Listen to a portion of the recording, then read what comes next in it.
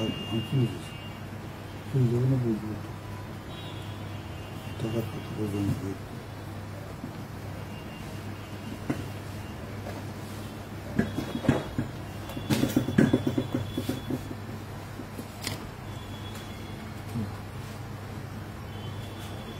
বিষয়টা খারাপ বিষয় নিয়ে যে কত পর্যন্ত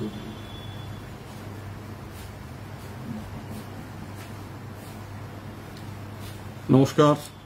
আমাদের কিছু আর কয়েকজন আসলেই আমরা শুরু করব।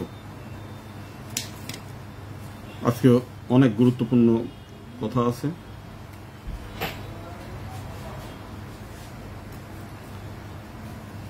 আমরা শুরু করতে চাই।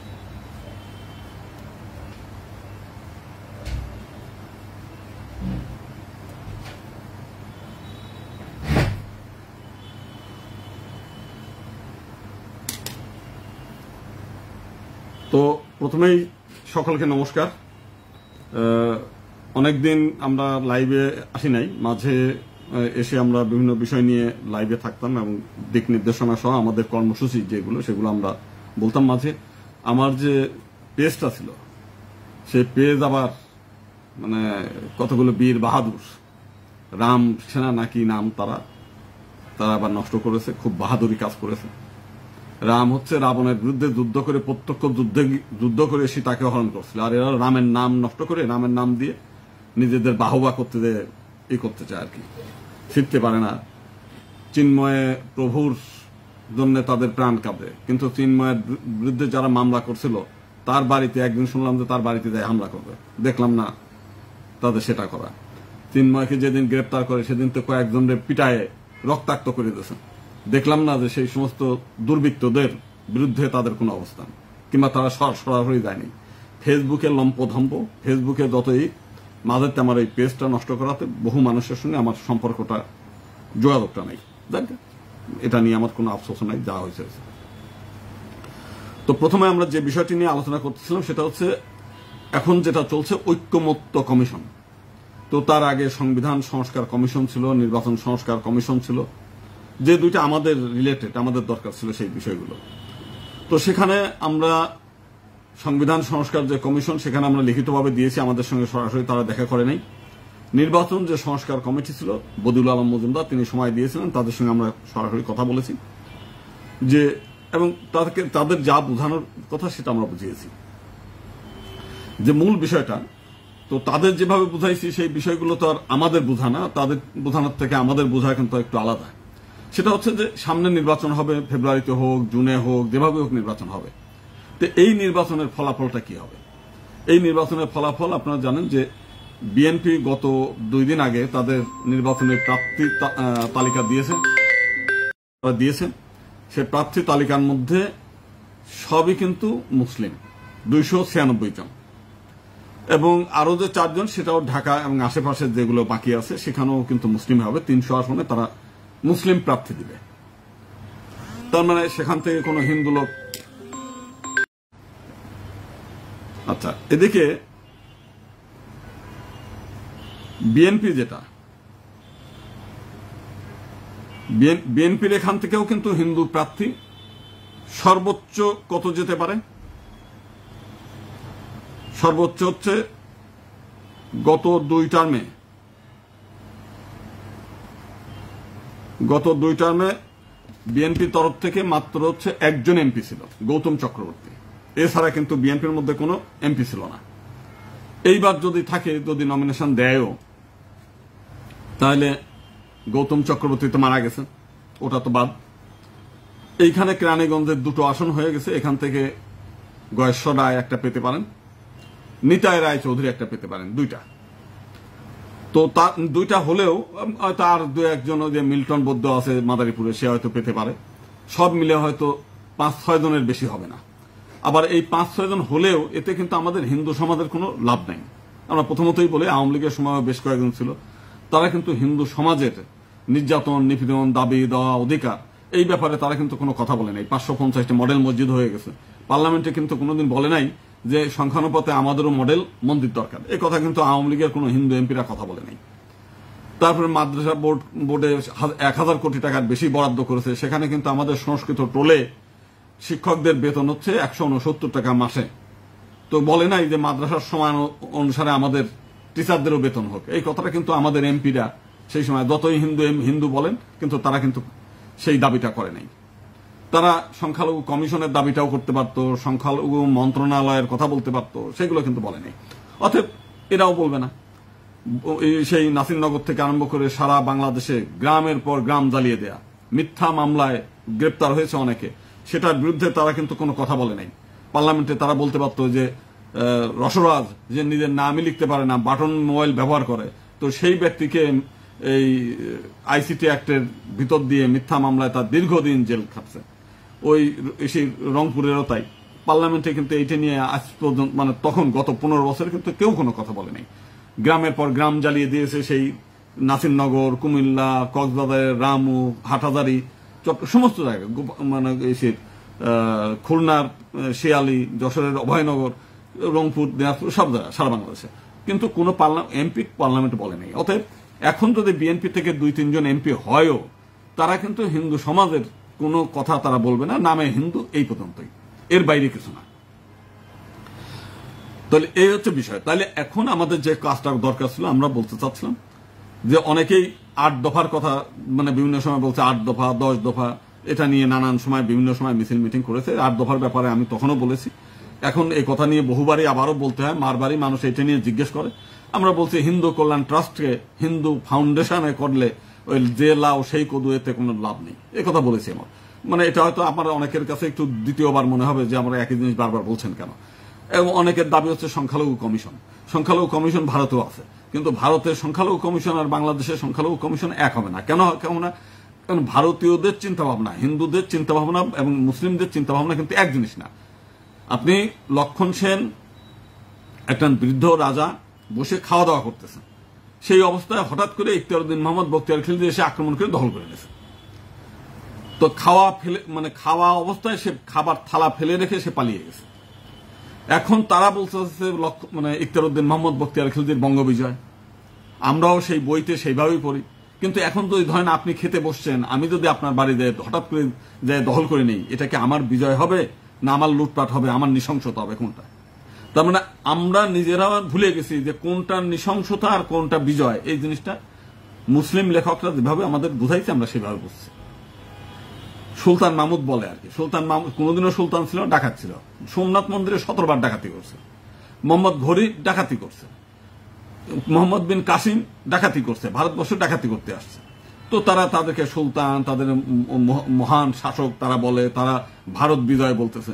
কিন্তু আপনার বাড়ি মন্দির লুট করলে কি আপনি সেটাকে বিজয় বলবেন? কিন্তু আমরা কিন্তু সেইটাই বলতেছি। মানে মুসলিমরা যা বলে সেই অনুযায়ী আমরাও কিন্তু সেই বিজয়ই বলতেছি, কিন্তু বাস্তবতা তার তা না। সেই জন্য তাদের চিন্তা, তারা দখল করা, জোর করা, লুটপাট করা। এই যে ঢাকায় রাজধানী মার্কেট, দেন মন্দিরের জায়গা মদনেশ্বর মহাদেব জিউ, তো সেই জিউ জায়গার উপরে মসজিদ বানায় রয়েছে। তো সেটা এখন কি আপনি বলবেন যে ওটা তাদের মানে ধর্মীয় কাজ, ধর্মীয় কল্যাণ করছে, নামাজ পড়তেছে, খুব ভালো কাজ করতেছে? আপনার চিন্তা আপনার মতো। তো সেই কারণে আমরা যেটা বলতে চাচ্ছিলাম যে ওইখানে নির্বাচন কমিশনকে আমরা যেটা বলেছি যে দেখেন, আগামী নির্বাচনে কোনো পার্লামেন্টে হিন্দু যাওয়ার মতো কোনো সুযোগ নাই। হিন্দুদের যারা রাজনৈতিক, যদি কেউ ইলেকশন করতেও যায় কোনো রাজনৈতিক দলের ব্যানারে, যদি মুসলিমরা ভোট নেয়, মুসলিম ভোট দিলে যদি তাহলে জিতবে, নইলে না। এখন বাংলাদেশে 8%-এর বেশি হিন্দু নাই। 8% ভোট নিয়ে কোনো হিন্দু কোনো জায়গায় এমপি হতে পারবে না। যে এলাকায় কিছু কিছু এলাকা আছে, যেমন কোটালীপাড়া, তারপর আরো কয়েকটা সিট আছে যেখানে ওই 3টা না 4টা সিট আছে সারা বাংলাদেশে 50%-এর উপরে হিন্দু। কিন্তু হিন্দুদের মধ্যে ওই যে কামড়াকামড়ি, সেই কামড়াকামড়ির মধ্যে কেউ বলবে মতুয়া, কেউ বলবে কৃষ্ণ ভক্ত, কেউ বলবে রাম ভক্ত, কেউ বলবে আমরা গৌরীয় মঠ ভক্ত, কেউ প্রণব মঠ। এই নিজেরা আমাদের এই যে আমাদের যে সামাজিক সংগঠনের যে বিরোধ, এর চাইতে বেশি বিরোধ আছে ওইগুলোর মধ্যে। আপনি দক্ষিণ অঞ্চলে যাবেন, ওরা হলো মতুয়া। এই যে আজকে দেখলাম একটা ছেলেরে গ্রেপ্তার করছে, সে গ্রেপ্তার হয়েছে ছাত্রলীগের সহসভাপতি, কিন্তু মতুয়ারা এই করে ফেলছে, সে মতুয়া প্রচারক গ্রেপ্তার হয়েছে। কিন্তু গ্রেপ্তার তো মতুয়া প্রচারকের জন্য গ্রেপ্তার হয়নি, গ্রেপ্তার হয়েছে এই কারণে। যদিও আমরা এই ধরনের গ্রেপ্তারের বিরুদ্ধে, কেন বিরুদ্ধে বলি, আজকে সারজি সেও কিন্তু ছাত্রলীগের নেতা। তারা শেখ হাসিনার পিছনে যায় ছবি তোলে, বঙ্গবন্ধুর গুণগান গাইছে বহুবার, সে কিন্তু এখন আর এই নাই। এই মানে আমাদের যে উপদেষ্টা পরিষদ, উপদেষ্টার মধ্যে বহুগুলো, যেমন মৎস্য প্রাণী সম্পদ মন্ত্রী মানে উপদেষ্টা, সে কিন্তু আওয়ামী লীগের সময় এমপি ছিল, অথচ এখন কিন্তু তারা ধোয়া তুলছে বাবা। তাদের আমি সেই কথাই বলছি যে আপনার ক্ষেত্রে তাদের চিন্তা একরকম, তাদের ক্ষেত্রে তাদের চিন্তা আর একরকম। যেমন আমাদের বিএনপির ক্ষেত্রে একদিন বিএনপির তো যেগুলো আমাদের হিন্দু নেতা আছে এগুলো ছাগলের 3 নম্বর বাচ্চার মতো লাফালাফি করে। এর মধ্যে একজন বিজন সরকার নামে একজন ভদ্রলোক আছে, তো ওনারা ওই আমাদের আমেরিকান রাষ্ট্রদূত, যিনি আমেরিকান হচ্ছে কি বলে ওনার রাষ্ট্রদূতে, তো তার বাসায় একটা মিটিং ছিল, সেখানে সেও নিমন্ত্রণ ছিল, আমি গেলাম। তো উনি কথায় কথায় হঠাৎ করে বললো যে দাদা আপনাকে তো আমরা নিমন্ত্রণ করতে পারলাম না ওই যে বিজয়া পুনর্মিলনীতে। আমি বললাম কেন করতে পারলেন না? বললো যে আপনি তো স্বৈরাচারের অধীনে ইলেকশন করছিলেন। তাই আমি বললাম তাই নাকি, ওইটা তো খুব অপরাধ। বললো যে হ্যাঁ এটা তো আমরা তাই সেইটাই মনে করি। তা আমি তখন আবার তার কয়েকদিন পরেই মানে ওই সময় আলোচনা হচ্ছিল এই যে ইঞ্জিনিয়ার ইশরাক, সে মেয়র হওয়ার জন্য ঢাকা অবরোধ রাস্তা অবরোধ করতেছে। তাই আমি বললাম যে মেয়র ইশরাক মেয়র হওয়ার জন্য যে মানে মামলা করে জিতলো, তো উনি কার অধীনে ইলেকশন করছেন? সেই স্বৈরাচারের অধীনে। চট্টগ্রামের যে মেয়র সাহেব উনি ইলেকশন করছে স্বৈরাচারের বিরুদ্ধে মানে সময়। এমনকি 2018 সালে আপনারা যে ইলেকশন করছেন সেখানে তো স্বৈরাচারের বিরুদ্ধে। ও আপনাদের বেলায় কোনো সমস্যা না, সমস্যা হচ্ছে গোবিন্দ প্রামাণিকের ব্যাপারে। যাই হোক, ডিসিশনটা তারা তাদের মতো করে, অন্যেরা অন্যের মতো করে। এর মধ্যে আবার যেগুলো হিন্দুরা ওর মধ্যে ঢোকে, তারা নিজেরা মনে করে যে আমরা যেন কি হনুরে হয়ে গেছি আর কি।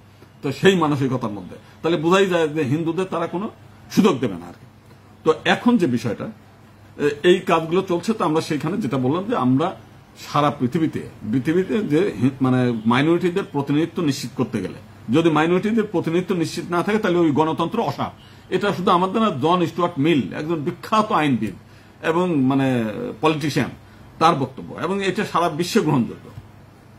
তো সেখানে আমরা বললাম যে আমাদের কথা বলার মতো লোক যদি, এই সংবিধান আমার উপর প্রযোজ্য, এই নির্বাচন আমার উপর প্রযোজ্য, কিন্তু আমরা যদি সেই ভোট দেব কিন্তু আমাদের জন্য কোনো প্রতিনিধি না থাকে, আমাদের উপর আইন তৈরি হবে, যে আইন আমরা বিচার হবে, যে আইন অনুযায়ী আমরা চলবো, কিন্তু আমাদের সেখানে কথা বলার মতো কোনো সুযোগ থাকবে না, এটি তো হবে না। অতএব আমাদের কথা বলার মতো সুযোগ দেন।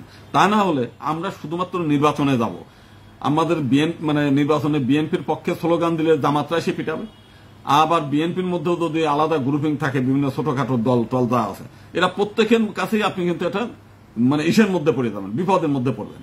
তো সেইটার জন্য আমি কেন যতবার নির্বাচন হয়েছে ততবারই আমরা মার খাইছি, হিন্দুরা মার খাইছি। এবং গতবার যে নির্বাচন হয়ে গেল ফরিদপুরে আমরা দেখলাম দুই পক্ষই আওয়ামী লীগ, কেউ ট্রাক মার্কা, কেউ হচ্ছে নৌকা মার্কা।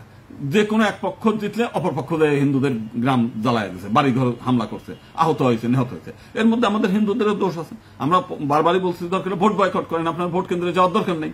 আপনি ভোট দিয়ে নৌকার লোকরে জিতায় আপনি মার খেতে যাচ্ছেন কেন? যখন মার খান তখন বলে আমি হিন্দু, মার খাওয়ার আগ পর্যন্ত তখন আপনি হলো আওয়ামী লীগ, খাঁটি আওয়ামী লীগ। ওই যে যেমন এখন আপনি মামলা খাচ্ছেন হচ্ছে ছাত্রলীগ করার কারণে, কিন্তু আপনি এখন মতুয়া হয়ে যাচ্ছেন। তাহলে এই যে আমাদের মধ্যেও যে দ্বিচারিতা আছে, দ্বৈত চিন্তা ভাবনা আছে, এটা পরিহার করতে হবে সবসময়। আপনি যদি ছাত্রলীগ করেন, ছাত্রলীগ করেন, এই আদামিদে করে আবার একটা হিন্দু সংগঠনের মধ্যে যুক্ত থেকে যখন এইখানে মার খাবেন, এরপর তো আমাদের দেশে বহুজন মামলা খাইছে। সে মামলাগুলো আমরা বিনা পয়সায়, আমাদের বহু হিন্দু যেগুলো আছে আমাদের সংগঠন আছে, সংগঠনের বাইরেও আছে, এমনও আছে যে তারা আমার সংগঠনে না, আমাদের সংগঠনের বিরুদ্ধাচার করে, ঐক্য পরিষদের নেতা। তো তারও আমি বিনা পয়সায় মামলা হাইকোর্ট থেকে আমরা জামিন করাই দিছি। এখান থেকে জামিন করাই দিছি, গোপালগঞ্জে কারাগারের মধ্যে ঢুকছে, ঢুকার পরেই ওইখান থেকে আর একটা মিথ্যা যেই জামিন নামা গেছে, ওখানে সেই রাতে আটকায় রেখে পরের দিন আবার সকালবেলা আর একটা মামলায়, ওই বিভিন্ন জায়গায় পেন্ডিং মামলা আছে, তার সেটা সোনারে দেখাই দিচ্ছে। তাহলে এই যে একটা মামলায় জামিন হয় আর একটায় ঢোকায় দিচ্ছে, একটা মামলায় হচ্ছে আর একটা মামলা দিচ্ছেন। তো এখন এইভাবে সারা বাংলাদেশে শত শত হিন্দু কিন্তু জেলের মধ্যে। এখন এই জেলের মধ্যে তারা যাচ্ছে কেন? যাচ্ছে এই কারণেই, এই জিনিসটা হতো না যদি 5 তারিখের ঘটনার পরে এরা যদি লাখ লাখ লোক রাস্তায় না নামতো। রাস্তায় নামা খুবই ভালো ছিল, কিন্তু এইটা যদি কন্টিনিউ করতেন তাহলে কিন্তু মামলা হতো না। আপনি দেখেন জামাত ইসলামের নেতারা তাদের নেতাদের জুডিশিয়াল কিলিং করে সেই 71 সালের ঘটনা দিয়ে মামলা করে তাদের ফাঁসি কাস্টে ঝুলাইছে। জামাত কিন্তু বসে থাকেনি, দমে যায় নাই। কিন্তু আমাদের হয়েছে একজন জেলে আর সবাই চুপচাপ করে বসে আছে। আর কি করতেছে? ফেসবুকে আপনি যে মনে হয় হিন্দুরা যে কত মহাপণ্ডিত, এর চাইতে জ্ঞানী, গুণী, পণ্ডিত এবং মানে যোদ্ধা আর দ্বিতীয়টা নাই। ফেসবুক যোদ্ধা সবসময় এইটা করেন আপনি। আমার প্রত্যেকদিন উপদেশ হয়, এইটা করতেছেন না কেন, ওইটা করতেছেন না কেন। অভিভাবক মনে হচ্ছে তারা অভিভাবক, আমরা তার কর্মচারী। এইটা করেন, ওইটা করেন। আমি মানে কোনো সময় দু একজনের কথা বলি, দু একজন না। তো সেই কারণে মূল বিষয়টা যে সেইখানে হিন্দুদের তো আগে প্রথমে বুঝতে হয়, আপনি একটা ডাক্তার রোগীর চিকিৎসা করবেন, MBBS পাস করবেন, ইন্টার্নি করবেন, 10-15 বছর মানে অন্য ডাক্তারের পিছনে পিছনে ঘুরবেন, এরপরে যদি ডাক্তারি করেন তাহলে আপনার ডাক্তারিটা ঠিক। আপনি ফেসবুক এখন পাইছেন, মনে মানে মধ্যে আছে, একটা লিখে দিলেন, লিখে দিলেই তো আর হয়ে গেল না। আমি দেখি কথায় কথা একজন বললেই মানে এক একটা মানে কিছু আছে সারাদিন ধরে খালি ফেসবুকে এর সমালোচনা, ওর সমালোচনা, এর বিরুদ্ধে লেখা, ওর বিরুদ্ধে লেখা। আরে বাবারে, তুমি যদি না লিখে ফেসবুকে যারা চিন্ময় প্রভুর মুক্তি চাই বলতেছেন, এই কয়েকজন এক জায়গায় দাঁড়ান না, তাতেও তো অন্তত 10,000 লোক হয় প্রেস ক্লাবের সামনে। কোনদিন দাঁড়াইছেন? তা না করে ওই ফেসবুকে লিখবে, এই আপনি তার মুক্তির জন্য কি করতেছেন, এই অমুকে কি করছেন, কেন আপনি যাইতে পারেন না? আপনারা যখন তার উস্কানি দিয়ে মিছিলে নামাইছেন, যে তখন বুঝাইছেন যে আপনি নামেন রাস্তায়, লক্ষ লোক আপনার সাথে আছে, তাহলে আজকে এই বিপদের দিনে আপনি লক্ষ লোক তার সামনে থাকেন না কেন? তার এই বিপদের দিনে আপনার ঘরের মধ্যে খালি ফেসবুকের মধ্যে থাকেন কেন? ওই চট্টগ্রামে তো সেই সময় আমার মানে ছবি টানা এই মরার লাশ বানায় সেখানে সেই নামাবলী দিয়ে তারপরে হচ্ছে দিয়ে কাঁধে করে নিয়ে যায়। যে কয়েকজন এই যে কাঁধে করে ছবি পোস্ট করছিল আমি দেখলাম, এই কয়েকজন নামলেও তো অন্তত চিন্ময়ের ওখান থেকে কারাগার থেকে মুক্তি দেয়, নিজের আগুন ধরায় দেয়, নিজের গায়ে আগুন ধরায় দেন। যে চিন্ময়ের প্রতি কি ভক্তি, চিন্ময় একজন সাধু মানুষ, ভক্তি তো থাকবেই। সেই ভক্তি, চিন্ময় প্রভু কি খাবেন, চিন্ময় প্রভু নিরামিষ খাবেন কিনা, সেখানে সাত্বিক ভাবে রাখার ব্যবস্থা আছে কিনা, সেইখানে মানে এর ছোঁয়া খাবে না, ওর ছোঁয়া খাবেন কিনা, মানে কি যে চিন্তায় ফেসবুক ভরিয়ে গেছে আর কি। সেই সময় আমরা 3 কোটি লোক কারাগারের জন্য রেডি, আপনি কারাগার বানান, দেখে নেবো আপনার ইউনুস তুইকে, মানে তুই তোকারির থেকে আরম্ভ করে এমন কিছু নাই দেখলাম। কই আমরা তো দেখলাম না যে এটার জন্য আপনার ওই কারাগার অবরোধ করা কিংবা ডিসি অফিস অবরোধ করা কিংবা ইসের জন্য আপনারা একটা কর্মসূচি নিতেন। নিজের গায়ে আমরা বহু জায়গা দেখছি ইন্ডিয়াতে যারা আন্দোলন করে নিজের গায়ে কেরোসিন দিলে আগুন ধরায় দেয়। তো আপনার যদি এত আবেগ থাকে, সে আবেগের জন্য আপনারা একদিন কেরোসিন ঢালিয়ে একটু আগুন ধরায় দেখাইতে পারতেন না যে চিন্ময়ের প্রতি আমার কি আবেগ? কিন্তু তা না করি, বরং কত বড় ভণ্ড দেখেন। এই চিন্ময় প্রভুকে যারা গ্রেপ্তার করাইছে, প্রথমে তো একটা টিম তার ওই আশ্রমে গেছে, তারা এরা গিয়ে দেখলাম যে তার সঙ্গে দেন দরবার করতেছে ভিতরে ভিতরে। চিন্ময়ের ছবি ব্যবহার করে তার দলের সংগঠনের প্রচার বাড়াচ্ছে।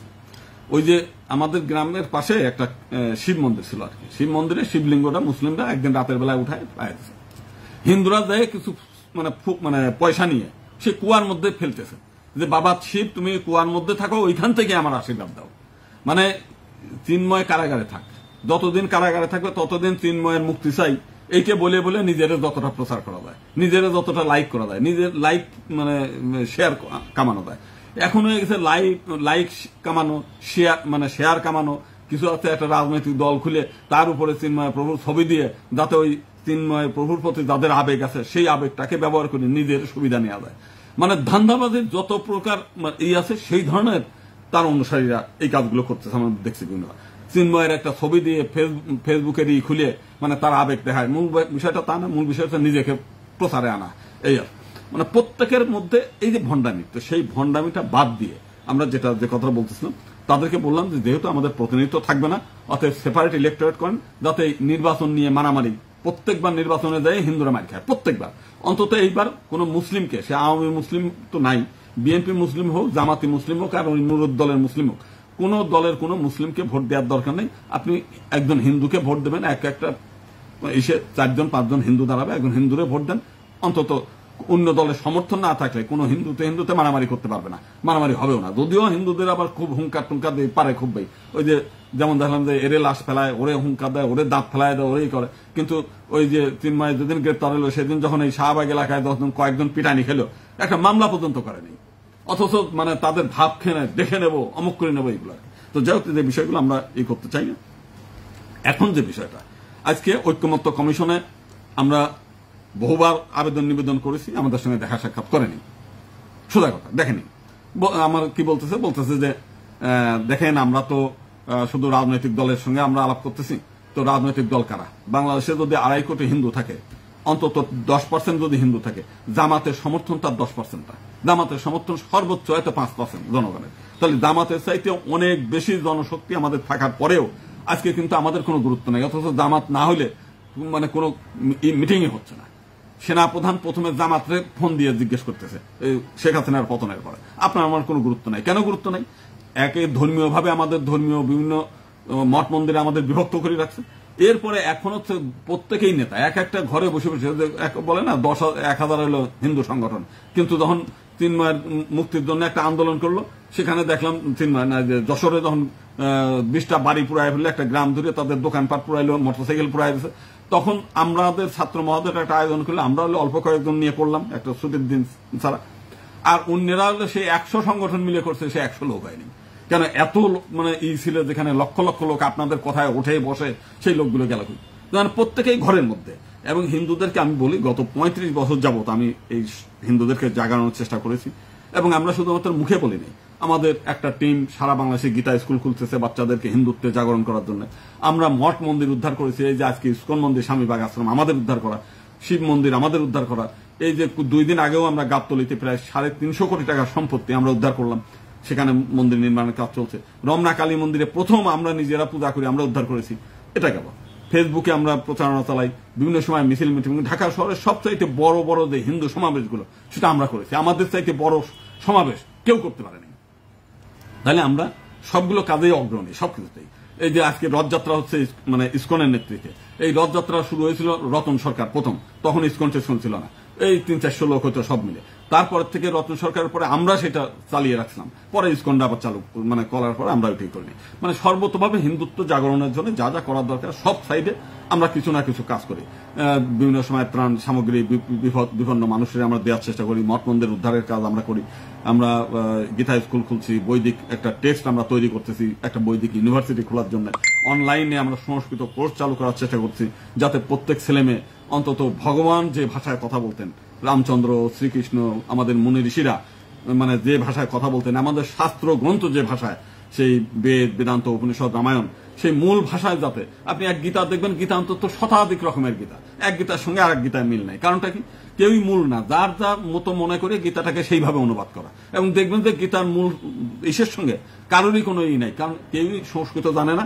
ওই কোনো কালে একজন একটা বাংলা অনুবাদ করেছিল, সেই অনুবাদটার থেকে তার অনুবাদ শেষ পর্যন্ত দেখা গেছে মূলের সাথে তার কোনো যোগই নেই। তো সেই কারণে আমরা যাতে হিন্দুরা একেবারে পুরো খাঁটি সংস্কৃত ভাষায় কথা বলতে পারে, সেই বিষয়গুলো আমরা কোর্স চালু করবো, সেই বিষয়গুলো নিয়ে।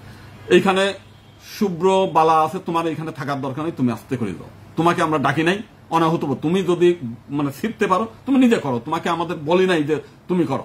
তোমার এইখানে বহু হয়েছে, হিন্দুরা নির্যাতিত আছে, নিপীড়িত আছে, প্রত্যেকদিন মন্দির ধ্বংস করছে, প্রত্যেকদিন হিন্দু মেয়েগুলো কনভার্ট হচ্ছে, পারলে সেই কাজগুলো করে সেইগুলো করা। তোমার মতো মহান পণ্ডিত আমার এখানে শোনার দরকার নেই, তুমি আস্তে করে বেরিয়ে যাও।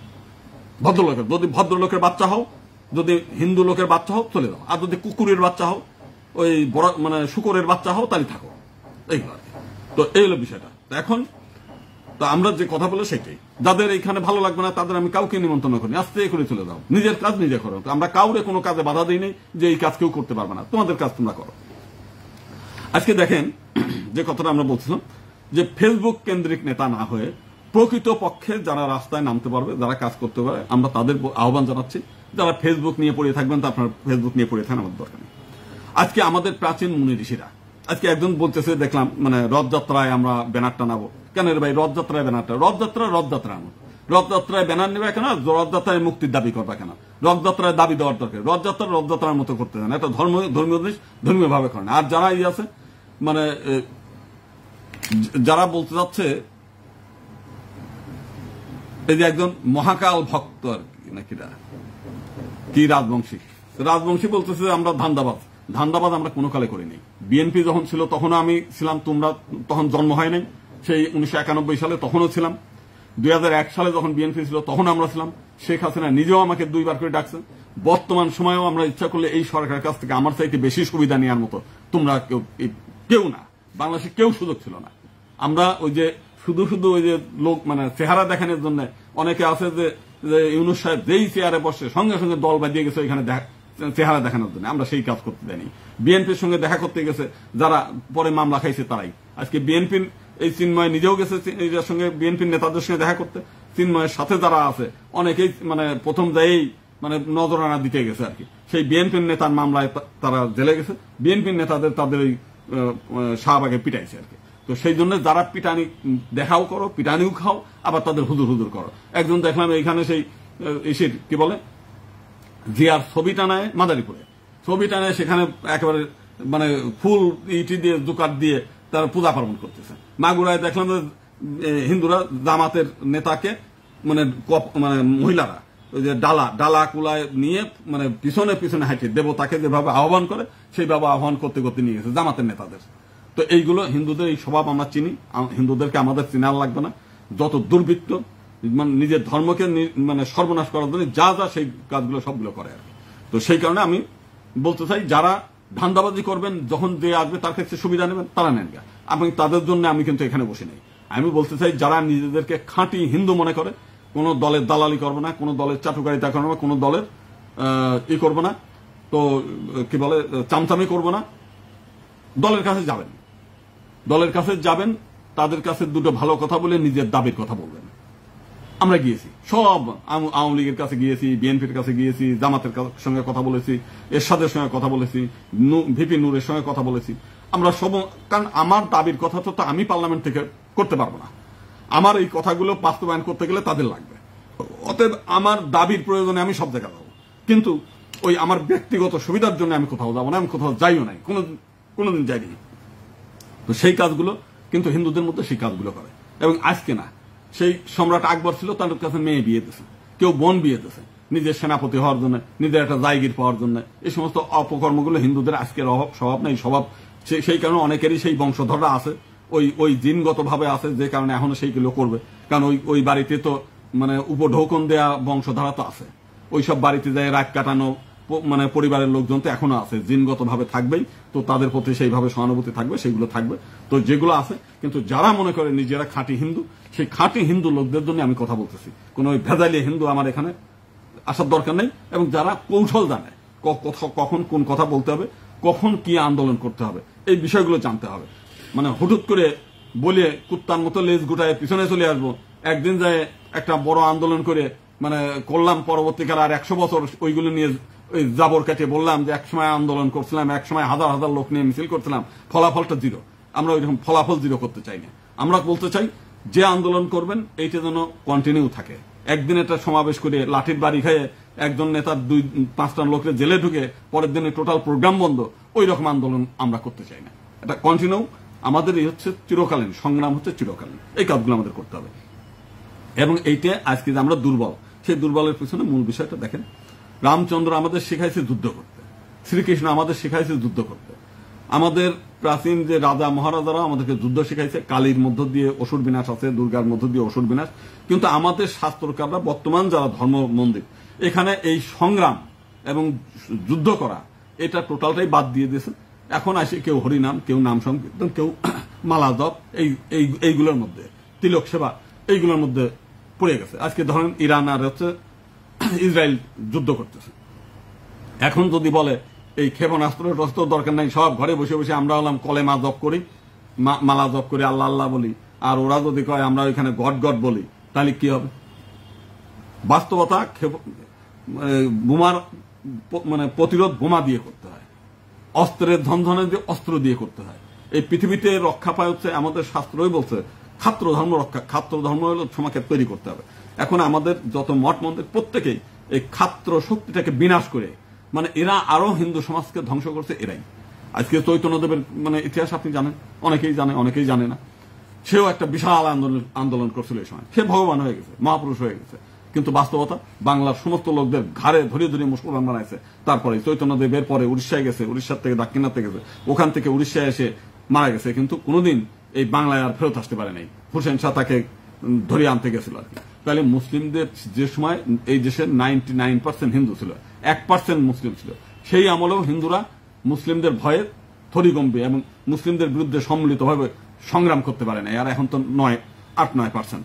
আপনারা আমরা কি যুদ্ধ করতে পারবো সেটা আমরা ভালো মতো জানি, ভালো মতো জেনেই আমার বুঝি যে আমার লোক যাতে বিপদে না পড়ে, আমি সেই অনুযায়ী আমার যতটা করার দরকার আমি সেগুলো করি। তো এখন তো ইসের দিকে, এবং আরো একটা বলি, এই যে বড় বড় সমাবেশের যে বিষয়টা, অনেকে এটা নিয়ে জাবর কাটে। তো তারপরে খুলনায় সমাবেশ হওয়ার কথা ছিল, ওই বরিশালে সমাবেশ হওয়ার কথা ছিল, হয় নাই কেন? হয় নাই হচ্ছে। এবং এখন যদি মনে করেন যে আবার ডাক দেবেন, অনেকেই কয়েকদিন পর পর ডাক দেয়, কয়েকটি ফরিদপুরের ওই উনি একদিন ঘোষণা দিল আমি এই কয়েকদিন পরে ডাক দিচ্ছি, তোমরা সব রেডি হও। এরকম বহুদিন খালি ডাক দিয়ে চলতেছে আর কি। এরপরে ডাক দেবো, ওর আর ডাক দিলে কোনোদিন লোক হবে না। কেন হবে না? ওই যে মানে ইসের ভয় আছে, মামলা খাওয়ার ভয় আছে, ধাওয়া খাওয়ার ভয় আছে। মানে এটা তো জামাতের মতো না যে 2-4 জন লোকের ফাঁসি হয়ে যাবে তারপর ওরা দমবে না। এরা তো হিন্দুরা তো তা না। তো সেইটাই, আর গাড়ি না পাঠাইলে, টাকা না দিলে, খাওয়ার পয়সা না দিলে হিন্দুরা কোনোদিন একজোট হয় নাই। গত 35 বছরের অভিজ্ঞতা আমি দেখছি। এই যে ওই সময় খালিদ মাহমুদ আর হচ্ছে আদম নাসির আর হচ্ছে নওফেল যদি ওই প্রোগ্রামগুলো রেডি করে না দিত, আর হচ্ছে বরিশালের হাসনাত আব্দুল্লাহরা যদি প্রস্তুতি না নিত, বাংলাদেশে কোনো হিন্দুর ক্ষমতা নাই যে এক সময় 1 লাখ লোক নিয়ে এসে ওইখানে জড়ো করে সমাবেশ করে। এইগুলো ছিল হচ্ছে আওয়ামী লীগের টোটালটাই রেডিমেড তৈরি করা। আমার কাছেও অফার ছিল, আমি জানি এই টোটাল ঘটনা, আমি জানি, যে কারণে আমি যাইনি। কারণ এর পরিণতি খারাপ হবে সে আমি ভালো মতোই জানি এবং ভালো মতোই করছে আর কি। চিন্ময় প্রভু যতই আপনি যা কিছুই বলেন, এর ওই মুক্তি চান, লাখ লোকের আবার মিছিল করেন, আর 2-4 জন গ্রেপ্তার হবে, অসুবিধা নাই। কিন্তু উনি বের হতে পারবে না নির্বাচনের আগেও, যতই বলেন। কারণ ওই একটা জামিন পাবে আর 10টা মামলায় সোনারের দেখাই দেবে। এগুলো করবেই তারা। তো কেন করবে? কারণ হচ্ছে আপনি নিজের দাবি দেওয়ার চাইতে আপনি গেছেন হচ্ছে এমন কিছু করতে যেটা সরকারের নজরে মনে হয় যে আপনি ওই সেই স্বৈরাচারীর পক্ষে আপনি কথা বলতেছেন। তাদের গোয়েন্দাদের রিপোর্ট হচ্ছে তাই। তো সেই কারণে আপনাকে তো ছাড়বে না। আপনি হিন্দুদের গালাগালি করেন, হিন্দুরা এর বিরুদ্ধে করে, হিন্দুরা চিন্ময়ের জেলে নিতে চায় নাই। হিন্দুরা আমরা যে কথা বলছি যে ওই 8 দফার দাবির সঙ্গে আমি একমত না। কারণ ওই 8 দফার দাবিতে যে লাও সেই কদু বানাইয়া ওই একটা কমিশনের কথা বলতেছে, কমিশনের কথা বলতে গিয়ে এত কথা বললাম। আমাদের এখানে শাহাবুদ্দিন কমিশন, যিনি এখনো রাষ্ট্রপতি, তার নামে একটা কমিশন হয়েছিল ওই 92 সালে হিন্দুদের যে নির্যাতন হয়েছিল সেই ভোলায়, বিএনপির আমলে। বিএনপি তার বিচার করে নাই, আওয়ামী লীগ আসছে তার বিচার করে নাই। আমরা হাইকোর্টে একটা রিট করছিলাম, সেই রিটের ফলাফলে হচ্ছে শাহাবুদ্দিন কমিশন। 25,000-এর উপরে হচ্ছে অভিযোগ পাইছে। তার মধ্যে উনি ছাঁটাই মাটাই করে 5 বাদ দিয়ে মাত্র 5,000 রাখছিল। সেই 5,000 হাইকোর্টে বলছে গেজেট করেন, বিচার করেন, করে নেই, আওয়ামী লীগ করে নেই। তো সেই কারণে আমরা জানি যা বিএনপি তাই মানে আওয়ামী লীগ আর বিএনপির মধ্যে হিন্দু নির্যাতনের কোনো পার্থক্য নাই।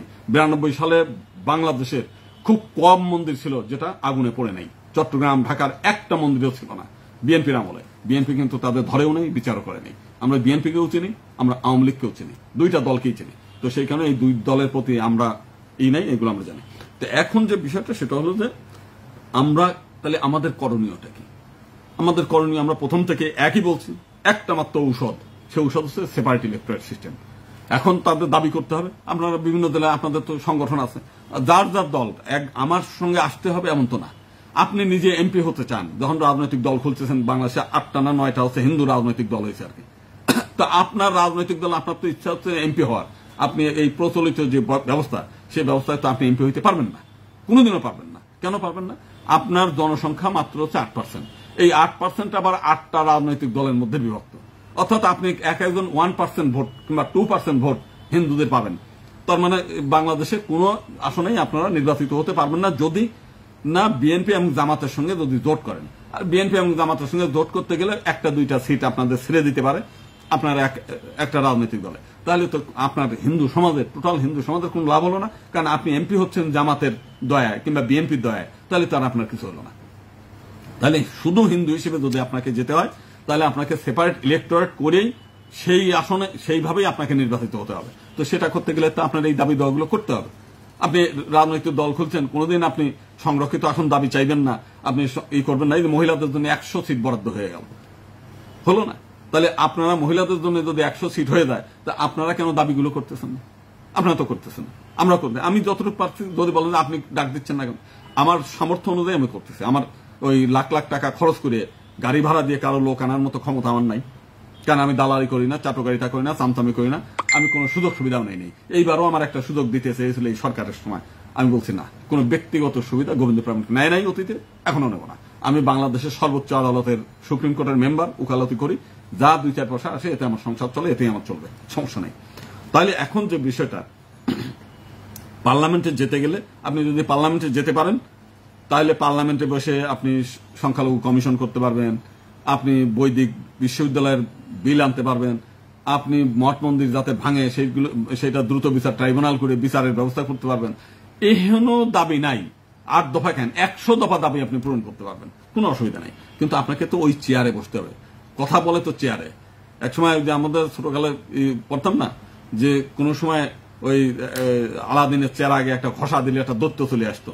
আসার পর জিজ্ঞেস করতো, দো হুকুম জাহাবানা, বলেন আপনি কি চান? বলে তুমি আগে কার ছিলে? বলে আগে ছিলাম আমি এরশাদের, তারপরে খালেদা জিয়ার, তারপরে হাসিনার, এখনকার এখন ইউনুসের। যা ওই যে হাসিনা, খালেদা, ছেলেদা যা আছে সবগুলো বাধ্যে পিঠ মুড়াই দিয়ে বাধ্যে আমার সামনে নিয়ে এসে হাজির কর। দৈত্য তাই করতো। বিষয় হচ্ছে দৈত্যটা কিছু না, দৈত্যটা হচ্ছে একটা ক্ষমতা। এই ক্ষমতা বোঝানোর জন্য আমাদের পূর্বপুরুষরা গল্পের মধ্য দিয়ে বোঝানোর চেষ্টা করছে যে মুসলিমরা এসে রাজ ক্ষমতা দখল করছে, দেশ দখল করে নাই। রাজ ক্ষমতা যখন দখল হয়ে গেছে, দেশ তার হয়ে গেছে। দলে দলে মানুষ মুসলমান হয়ে গেছে, দলে দলে চাকরি পাওয়ার লোভে নিজের বোন বিয়ে দিয়েছে, নিজের মেয়ে বিয়ে দিয়েছে, মানে নিজেকে দরকার হলে গরু খাইছে, যা দরকার ওই ক্ষমতা পাওয়ার জন্য তাই করে। তাহলে আজকে ফার্স্ট দরকার কি? আপনার পাওয়ার। আপনি যদি পাওয়ারে আসেন, লোকজন আপনার, আজকে যদি আমি মন্ত্রী হইতাম, দেখেন আমার আর আপনার এই ইসে করা লাগতো না। এমনি দলে দলের লোক আমার সামনে এসে হাজির হইতো আর কি। কারো চাকরি দেন, এমনি এখন আসে, এর চাকরি দেন, ওর বদলি করেন, ওই অমুক করেন, প্রতিদিন আমার কাছে আসতেছে। আমি বলছি যে ভাই এই সুযোগ আমার নাই, আমার সে পাওয়ার নাই। আমি হাইকোর্টের উকিল আছি, যে কোনো মানুষ বিপদে পড়েন, আসেন কাগজপত্রগুলো নিয়ে আসেন, 1 পয়সা দেওয়া লাগবে না, হাইকোর্ট থেকে আমি জামিন করে দিতে পারবো, কোনো অসুবিধা নেই। এই কাজগুলো আমি করতে পারবো, বাকিটুক না, আমার যতটুকু সামর্থ্য আর কি। তো সেই কারণে আজকে আপনাদের কাছে করজোড়ে আবেদন যে রথযাত্রা হচ্ছে, আপনারা এটা পালন করেন। আমাদের হিন্দু মহাজোটের সমস্ত নেতা কর্মীদের কাছে আহ্বান যে আপনারা একটা ব্যানার হলেও রথযাত্রা পালন করেন, কারণ আমাদের ধর্মীয় যে রীতি এগুলো পালন করতে হবে সব জায়গায়। ছাত্র জোট, মহিলা মহাজোট, যুব মহাজোট, স্বেচ্ছাসেবক মহাজোট সারা বাংলাদেশে হেঁটে পালন করেন, যার যেটা সামর্থ্য অনুযায়ী সেটা করেন।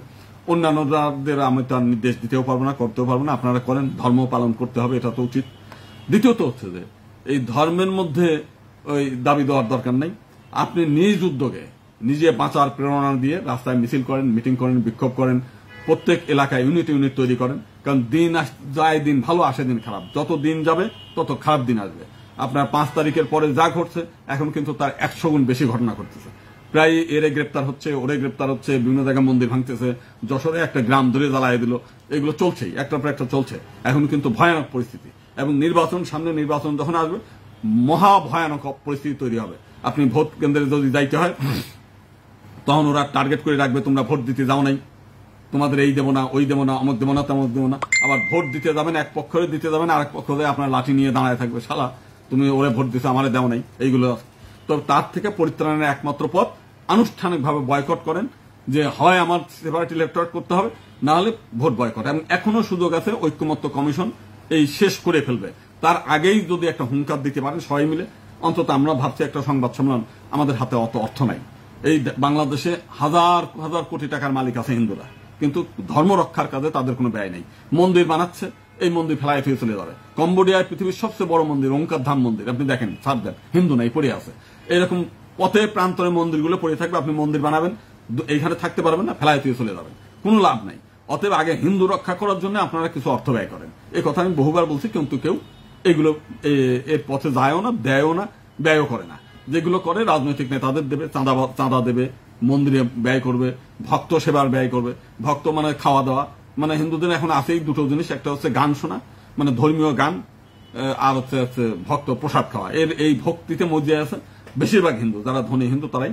তো এর মধ্য দিয়েই পরকাল ইহকাল যেগুলো করে চলছে।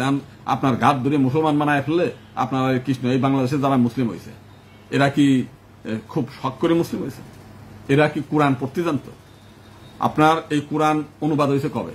ইংরেজ আমলে। মধ্যযুগে যারা এই দেশে মুসলমান হয়েছে, ইসলামের মহিমা, আমি দেখলাম মানে দাসও একবার একজনের হুজুরদের বোঝাচ্ছে যে ইসলামের সেই মহিমা, আগে তো আইহামে জাহিলিয়াতের যুগ ছিল আরবে, সেইখানে নবী তাদেরকে এসে তাদের মধ্যে ন্যায় নীতি প্রতিষ্ঠা করে তাদেরকে মানে এই করার পর মানুষ দলে দলে সব ইসলাম গ্রহণ করছে। বাংলাদেশে যেটা বলতে আপনাদের পূর্বপুরুষ মুসলমান ছিল, তারা ইসলামের মহান আদর্শে অনুপ্রাণিত হয়ে, কিন্তু বাস্তবতাটা কি? মহান আদর্শে অনুপ্রাণিত হয়ে মুসলিম হয়েছে। কিন্তু আপনি যদি আরবের ইতিহাস পড়েন, যেদিন মক্কা জয় হয়েছে, সেদিন মক্কার প্রত্যেকটি প্রতিমা জোর করে মানে ভেঙে গুড়াই দিয়েছে। প্রত্যেক এলাকায় সেনা ইউনিট পাঠিয়ে প্রতিটা মন্দির ভেঙে গুড়িয়ে দেওয়া আছে। বহু জায়গা তারা কান্নাকাটি করছে যে ভাই আমরা এই মন্দিরটা ভেঙে দেবো, ঠিকই আছে, একটা মাস আমাদের সময় দেন, একটা মাস আমরা দেবতাদের একটা পূজা পার্বণ করে আনুষ্ঠানিকভাবে করে তারপর ছেড়ে দিই। এক মাস না, একদিন না, এখনই দাঁড় করার পর তারপর মন্দিরগুলো ভাঙছে তারা, ভাঙিয়ে মানে তারপরে আইনেই তো বলা আছে হয় ইসলাম গ্রহণ নাহলে কতল। তো এই ভয়ের চোটে হলে মানুষ দলে দলে মুসলিম হয়েছে। ভারতবর্ষে যারা হয়েছে তারা ইসলামের মহিমা জানতে গেলে তো আরবি জানতে হবে। ভারতের কোন হিন্দু আরবি জানে, কোরআন পড়তে জানে? এখনো কোন হিন্দু এই যুগে ঘরে ঘরে কোরআন পাওয়া যায়, রাস্তায় পাওয়া যায়, কোন হিন্দু কোরআন পড়তে পারবে?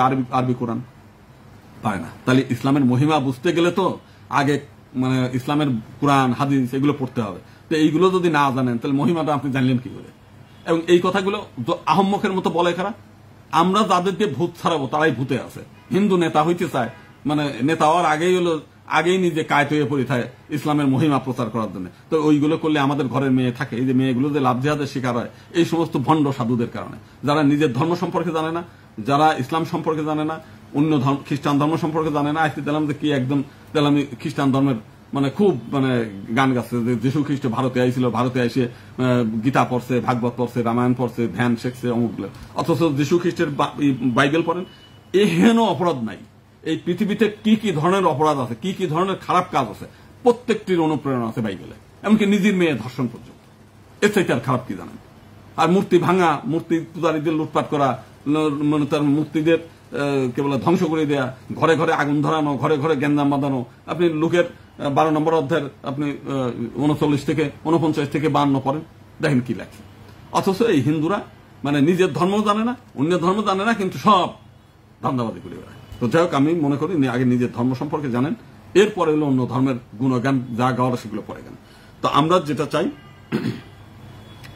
যে জ্ঞান অনেক হয়ে গেছে, বহু জ্ঞান আমরা ফেসবুকে দেখে, শুধু জ্ঞান দেওয়া লোক বেশি, জ্ঞান না দিয়ে একটু কাজ করেন। অন্তত আমি বলতেছি না যে আমি ভালো নেতা, আমি ভালো জ্ঞানী লোক। আপনাদের পছন্দ মতো বাংলাদেশের যতগুলো যে 1000 হিন্দু সংগঠন আছে না, এই 1000 সংগঠনের মধ্যে যেটা ভালো লাগে ওইটার পিছনে গিয়ে সবাই মিলে যান। আমার একজন বলতেছে চিন্ময় প্রভুর মুক্তি চান, তাহলে তার হিন্দুদের সহানুভূতি পাবেন। আমি বললাম যে হিন্দুদের সহানুভূতির জন্য কি আমি আন্দোলন করতেছি? তোমার মুক্তির জন্য গোবিন্দ প্রামাণিকের বিরুদ্ধে মামলা হবে না, সে জেলে যাবে না। জেলে যাবি তুই বেটা তুই, তাহলে তোর মঙ্গলের জন্য আমি এই যে বগর বগর করি, সহানুভূতির জন্য না। আমি কি করবো? আমার মানুষের সহানুভূতি আমার কোন কাজে লাগে? ওই যে সহানুভূতি চিন্ময় পাইছিল, এখন জেলের মধ্যে পড়ে আছে, তার সহানুভূতিতে চিন্ময়ের কোন লাভটা হয়েছে? কোন লাভ হয় নাই। তো সেইখানে চিন্ময় না, আগে নিজে বোঝেন যে আপনি কি করতে চান। আপনি যদি এই জননী জন্মভূমি স্বর্গাদপি করি আসি, এই ভূমি যদি আপনার হয়, তাহলে এই ভূমিতে আপনি থাকবেন, এই ভূমি রক্ষা করার জন্য আপনার দায়িত্ব, এই ভূমিতে নিজের অস্তিত্ব রক্ষার জন্য আপনার দায়িত্ব। আপনি ভারতে যাবেন, কয়েকদিন আগেই তো ওই যে মুর্শিদাবাদের কাহিনী দেখলেন। ভারতে আমি যখন 5 তারিখের পরে কয়েকটা বক্তব্য দিলাম, কয়েক তুই আয়, তোরে কলকাতায় আমরা কুপায়ে কাটবো। আরে আমার কুপায় কাটার চাইতে কই দেখলাম না তো যে তোরা যায় মুর্শিদাবাদ যায় যারা হিন্দুদের বাড়ি ছাড়া করে দিল, সেই এক কাপড়ে দৌড়াচ্ছে, নৌকা পার হচ্ছে। তোরা তো যে একটা মুসলিম গ্রামে হামলা করা দেখলাম না, মানে হুঙ্কার দেয় দেখলাম না তো। ফিরাদ হাকিম ওইখানে বসে বলছে যারা ইসলাম ধর্ম নিয়ে জন্মগ্রহণ না, ইসলাম নিয়ে জন্মগ্রহণ করে নাই, সেই সমস্ত দুর্ভাগ্য নিয়ে তারা দুর্ভাগ্য নিয়ে জন্মগ্রহণ করেছে। তাহলে প্রত্যেকটা হিন্দু দুর্ভাগ্য নিয়ে জন্মগ্রহণ করেছে। ভারতে এত হিন্দু নেতা, কই ফিরাদ হাকিমের 2 গালে 2 চট দেওয়ার মতো কোন লোক দেখলাম না। আবার আমার উপর হুমকি দেয় তুই আয়, মানে এমন ভাব দেখায় মনে হয় যে দেশটা হলো তার। চট্টগ্রামে একজন বললো তুই চট্টগ্রামে আসিস নি, মনে হয় চট্টগ্রামের মালিকেরা আসে।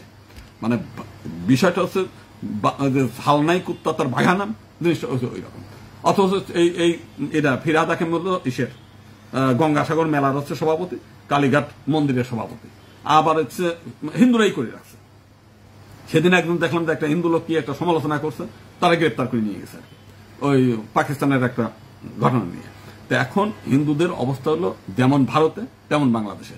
ওই সময় সেই যখন 5 তারিখের পরে বহু হিন্দু মানে বর্ডারে যায় যাচ্ছে। আমি বললাম যে বর্ডারে যায় লাভ নাই, ইন্ডিয়ান নেতাদেরকে আমার চাইতে বেশি কেউ চেনে না। আমি বিশ্ব হিন্দু পরিষদের সেন্ট্রাল গভর্নিং কাউন্সিলের মেম্বার, ট্রাস্টি বোর্ডের মেম্বার ছিলাম। আমি জানি যে ওদের চিন্তাটা কতটুকু। বাংলাদেশের হিন্দুদের নিয়ে 2 পয়সার চিন্তা নাই, বরং এখন ভিসা বন্ধ করে দিতেছে।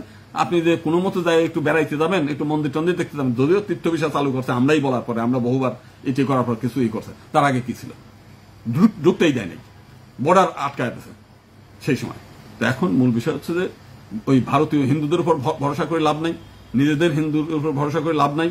মূল যে জিনিসটা করতে হবে, আপনি নিজের আত্মরক্ষার জন্য শুধু যদি হিন্দু হন তাহলে আপনার বিপদ নাই। আপনি হিন্দু হন, আপনার বিরুদ্ধে কোনো মামলা হবে না, আপনি নিশ্চিত। আমি বললাম খাঁটি হিন্দু হন, আওয়ামী হিন্দু, বিএনপি হিন্দু, জাতীয় পার্টি হিন্দু, জামাতি হিন্দু, কোন হিন্দু নয়, শুধু হিন্দু হন, আপনার বিরুদ্ধে কোনোদিন কোনো মামলা করবে না, কেউ করবে না, কোনোদিন কোনো মামলা হবে না, আপনি কোনো জায়গায় বিপদে পড়বেন না। কিন্তু আপনি তো এই যে এখন এই যে পূজা ফ্রন্ট বানাচ্ছেন, মন্দির দখল করতেছেন, বিভিন্ন জায়গায় যে ওই যে সেন দিলাম পূজা ফ্রন্টটাও ও বিএনপি, এরাও বিএনপি ওরাও বিএনপি, সংবাদ সম্মেলন করতেছে যে হিন্দুরা, আমি আমার নারায়ণগঞ্জের সভাপতি ছিল, ওরে ব্যাপারে কি আওয়ামী লীগ, আমি কেন আওয়ামী লীগের বিরুদ্ধে সমালোচনা করি, বঙ্গবন্ধুর বিরুদ্ধে আমি কেন সমালোচনা করি, কেন কথা বলি। এখন যদি সে পূজা ফ্রন্টের নেতা হয়ে সেই অপর্ণ রায়ের মাথায় ছাতি নিয়ে নিয়ে ঘুরে বেড়াচ্ছে আর কি। মানে এখন ভোল পাল্টে, যখন আওয়ামী লীগ তখন হচ্ছে গুঁড়া আওয়ামী লীগ, যেই পাল্টে গেছে সে এখন হচ্ছে বিএনপি হয়ে গেছে। মানে এই যে ধান্দাবাজি চিন্তা ভাবনা, এই ধান্দাবাজি বাদ দিতে হবে। পরবর্তীকালে তো আমাদের সংগঠন ছেড়ে চলে গেল, আমি বঙ্গবন্ধুর বিরুদ্ধে বললাম কেন, এখন তুমি কি করবা, এখন তুমি কি করবা, তো এই হলো বিষয়টা। তো সেই কারণে আমরা বলতে চাই, আমরা আজকে এই যে হিন্দু কল্যাণ ট্রাস্ট, প্রত্যেকটি ট্রাস্টের ট্রাস্টি হয়েছে এই বিএনপির নেতারা, প্রত্যেকটি মন্দিরের সভাপতি সেক্রেটারি হয়েছে বিএনপির নেতারা। তাহলে ওই মন্দিরে যারা এই বিএনপির নেতা, ওরা কি ধার্মিক, ওরা ধর্মকর্ম জানে, ওরা একটা গীতার মানে শ্লোক বলতে পারবে, একটা বেদের মন্ত্র বলতে পারবে, কিছু বলতে পারবে না। কিন্তু নেতা হয়ে মন্দির আগে নিয়ন্ত্রণ নিতে হবে। অন্য বিএনপির মুসলিম নেতারা চায় যে কেমনে এমপি হবো, কেমনে মন্ত্রী হবো, কেমনে উপজেলা চেয়ারম্যান হবো, কেমনে জেলা চেয়ারম্যান হবো, তাদের টার্গেট সেইটা। আর হিন্দু মাগুগুলোর চিন্তা হচ্ছে কেমনে মন্দির দখল করবো, কেমনে মন্দিরগুলোতে নিয়ে জিয়ার পুজো চালু করবো, কেমনে হচ্ছে আর একজনের নিয়ে এসে দেবতা বানাবো, সারাক্ষণ এলে এই চিন্তা। মানে এইগুলো কিন্তু হিন্দুর আরো বেশি শত্রু, এই বিষয়গুলো আর কি। তো এইগুলো খেয়াল রেখে আমি মনে করি যে কোনো দরকার নাই আপনি এই মানে বিএনপির নেতাদের কাছে ধর্ণা ধরিয়ে ওই পূজার সময় 10 মানে কি বলে 5,000 টাকা 10,000 টাকা না নিয়ে পূজায় এক বছর 5,000 10,000 টাকা কম ব্যয় করেন, করে আগে হিন্দু হন আর ঘোষণা দেন যে আমার এলাকায় এই সমস্ত নিমন্ত্রণ করবেন। আমরা তো দেখলাম যে এই গণেশ পাগলের মন্দিরেও দেখলাম যে যারা হিন্দু শত্রু, হিন্দুর বিরুদ্ধে, তাদেরকে নিয়ে দেখলাম চিফ গেস্ট করে ফেলতেছে। কেন রে ভাই, তারে না নিলে কি আপনার এই মেলা হয় না? মানে এরা হচ্ছে আগেই নিজের দাসত্ব স্বীকার করে নেয়। ভাই এই দাসত্বের মানসিকতাটা একটু চেঞ্জ করেন, আপনারা নিজের একটু স্বাধীন মনে করেন যে আমার অনুষ্ঠানে খাঁটি হিন্দু ছাড়া ঢুকতে দেবো না, এখানে আসি শুধু হিন্দুর কথা বলতে হবে। যদি বলেন এখানে ওই শহীদ জিয়া, এখানে ওই বঙ্গবন্ধু, এখানে হচ্ছে অমুক ইসলামের মহিমা, এই গান গাওয়ার জন্য আমার এখানে আসার দরকার নেই, পারেন যদি বলেন সেটা। আর যদি মনে করেন না সেটা করবো না, ওই লোকগুলো কিন্তু আলাদা, আমার এখানে আসার দরকার নেই, আমাদের সংগঠনের দরকার নেই।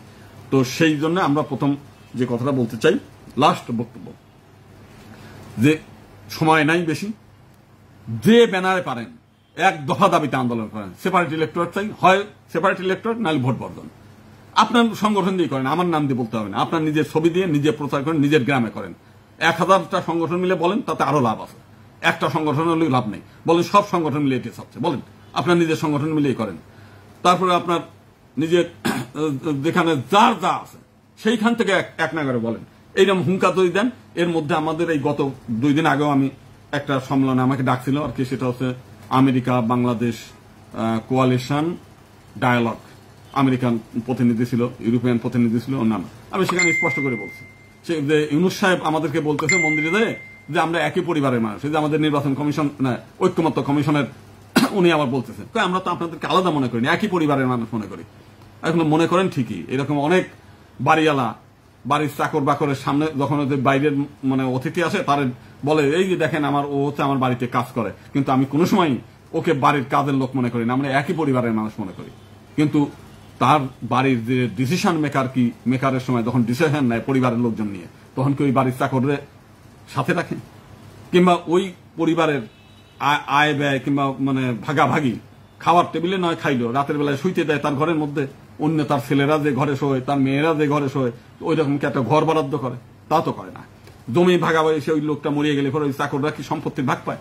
না। তাহলে এগুলো হচ্ছে মুখরোচক কথা বলা। ইউনূস সাহেব ঢাকেশ্বরী মন্দিরে যায় বললো আমরা আপনাদের আলাদা মনে করি না, আমরা একই পরিবারের মানুষ মনে করি। এরা ওইটা শুনেই আনন্দে আত্মহারা, দেখলাম যে এইগুলো নিয়ে ফেসবুকে ঢাইয়ে ফেলতেছে আমরা একই পরিবারের মানুষ মনে করি। তো তখন তারা জিজ্ঞেস করা লাগতো না, এক পরিবারের মানুষ মনে করেন, 10টা সংস্কার কমিটি করলেন, হিন্দু কই? আমরা এই দেশের মানুষ না?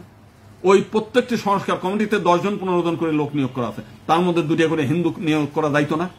নির্বাচন কমিশনে, পুলিশ সংস্কার কমিশন, সংবিধান সংস্কার কমিশন, কতগুলো সংস্কার কমিশন করলো না? একটা হিন্দু নেয় নেই।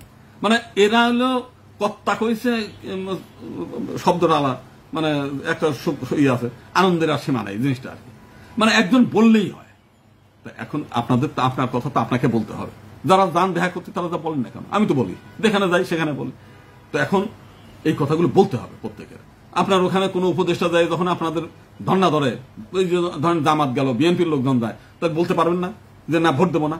আমাদের আগে আপনাদের বলেন এই সংস্কার কমিশনের মধ্যেই আগে পৃথক নির্বাচন আনতে হবে, তাহলে পরে আমরা আসি নইলে নেই, কোনো কথা না, একটা ভোট কেন্দ্রে যাবো না। এবং হিন্দুরা যদি ভোট কেন্দ্রে না দেয়, এই ভোট হবে বিতর্কিত, এই ভোটই হবে না। কারণ ইউরোপীয় ইউনিয়নের সঙ্গে আমি কথা বলছি, জাতিসংঘের প্রতিনিধিদের সঙ্গে কথা বলছি, এবং আমেরিকার প্রতিনিধিদের সঙ্গে কথা বলছি। তারা সর্বতভাবে চেষ্টা করছে মাইনরিটিদের করার জন্য, মানে তাদেরকে কনভিন্স করার জন্য আমাদেরকে ডাকছে বারবার। আমরা যদি একটু বেঁকে বসি, এই নির্বাচনে আমাদের পৃথক নির্বাচন দিতে বাধ্য এবং তাহলে কি হবে কি, যে কয়টা নেতা আছে না, সব নেতাগুলো পার্লামেন্টে ঢুকতে পারবে। যতগুলো রাজনৈতিক দল আছে, ওই হিন্দু পরিষদ বলেন, হিন্দু লীগ বলেন, মাইনরিটি জনতা পার্টি বলেন, তারপরে এই যে ফ্রন্ট, পূজা ফ্রন্ট, তারপরে ওই সে হিন্দু বৌদ্ধ খ্রিস্টান ঐক্য পরিষদ, পূজা পরিষদ, যতগুলো হিন্দু সংগঠন আছে সবাই পার্লামেন্টে ঢুকতে পারবে, সব নেতারা, কোনো অসুবিধা নেই। কারণ কমপক্ষে 42টা সিট পাবেন আপনি। 42 জন হিন্দু নেতা নাই বাংলাদেশে। কারণ আমরা দেখি নাই যে 42 জন হিন্দু নেতৃত্বে 42টা সম্মেলন আমরা ঢাকায় দেখি নাই, কখনোই দেখি নাই। তো অতএব 42 জন এমপি হয়ে যাবেন, আপনারা প্রত্যেকেই পার্লামেন্টে ঢুকতে পারবেন। তাহলে এক দফা দাবিতে আপনি একটু করেন। তো সেই হলো বিষয়টা। তো সেই কারণে আমরা আবারও লাস্ট একটু বলি যে বাংলাদেশের যেভাবে বিভিন্ন জায়গায় মেয়েগুলোর তো মানুষই করা গেল না, আজকে থেকে প্রায় 35 বছর যাবত আমরা লাভ জিহাদের বিরুদ্ধে কথা বলতেছি, প্রত্যেক দিনই যাচ্ছে, এত করে বলা হচ্ছে। তো সেটা আমরা ঠেকানোর জন্য আমাদের চয়ন বারোই আছে, সে দিন রাত পরিশ্রম করে যাচ্ছি, একের পর এক গীতা স্কুল খুলতেছে, সব জায়গায় যাতে তারা ধর্ম প্রচার করে সেই কাজগুলো তারা করতেছে ব্যাপকভাবেই। আর বিভিন্ন জায়গায় মঠ মন্দিরে পূজা পার্বণের যে বিষয়গুলো, এটা ধর্মের মধ্যে থাকা ভালো সবসময়, এটা আমরা বলতে চাই যে সেগুলো আপনারা করেন। আর প্রত্যেক গ্রামে গ্রামে, পাড়ায় পাড়ায়, মহল্লায় মহল্লায় সবাইকে বলেন যে যেভাবে পৃথক নির্বাচনের দাবিতে তারা যেন ঐক্যবদ্ধ হয়। ওই অন্যের দলের যে অন্যের চেয়ারের খুঁটি হয়ে হিসেবে যে অন্যেরা চেয়ারে বসবে, তার মানে খুঁটিটা আমি মাথায় করে রাখবো, যাতে আমার মাথার উপর তারা থাকে, আমি তারে বহন করে নিয়ে বেড়াবো। হিন্দুরা সেই কাজগুলি করছে, অন্যের চেয়ারের খুঁটি হয়ে কোনোদিন লাভ নাই, কোনোদিন কিছু করতে পারবেন না। করলে পরে নিজে নেতা হওয়ার চেষ্টা করেন, নিজে চেয়ারে বসার চিন্তা করেন। সে ইউনিয়ন পরিষদ থেকে আরম্ভ করে, উপজেলা চেয়ারম্যান থেকে আরম্ভ করে, জেলা চেয়ারম্যান থেকে আরম্ভ করে পার্লামেন্ট পর্যন্ত সব জায়গাতে নিজে আগে হবেন, এবং সেটার একমাত্র পথ হচ্ছে সেপারেট ইলেক্টোরেট। এই কাজগুলো করেন। এই কাজের জন্য সব জেলায় জেলায় দরকার নিজেরা একটা ছোট লিফলেট তৈরি করেন, করে করে প্রত্যেক গ্রামে গ্রামে, যদি বলেন লিফলেটের নমুনা দেন আমরা দিয়ে দেবো, এবং এটা যদি ব্যাখ্যা দেন পৃথক নির্বাচন কি জিনিস, এর ইতিহাস কি, এর ভালো কি, এর মন্দটা কি, এর নির্বাচন পদ্ধতি কি। আমরা এটা 16 পাতার একটা ছোটি বইও আমি তৈরি করছিলাম, কিন্তু অর্থের অভাবে আমি সেটা প্রিন্ট করতে পারিনি। আমার ইচ্ছা ছিল কোনো একটা ভালো কাজ পেলে আমি অন্তত কয়েক লাখ কপি ছেপে মানুষের কাছে বিলি করবো। একসময় আমি প্রচুর বই আমি নিজে তৈরি করে করে বিলি করেছি। অর্থ তখন আয় ছিল, ভালো করছি, এখন নাই, করতে পারি নাই। তো সেই কারণে আপনারা যারা যেটা পারেন বললে পরে সেটা আমি মাঝে মাঝে আমি ফেসবুকে দেই, আপনারা প্রিন্ট করে আপনাদের নিজের নাম দিয়ে প্রিন্ট করে নেন, আমার অসুবিধা নেই, এর কোনো সত্য নাই। তো সেই কাজগুলো করেন। একমাত্র পথ বাঁচার, হিন্দু সমাজের বাঁচার একমাত্র পথ সেপারেট ইলেক্টোরেট এবং সর্বক্ষেত্রে সংরক্ষিত আসন, এছাড়া দ্বিতীয় কোনো পথ নাই। এবং এক দফা আদায় করলে আপনার সমস্ত দফা পূরণ হয়ে যাবে। ধন্যবাদ সকলকে, অনেক অনেক ধন্যবাদ, নমস্কার।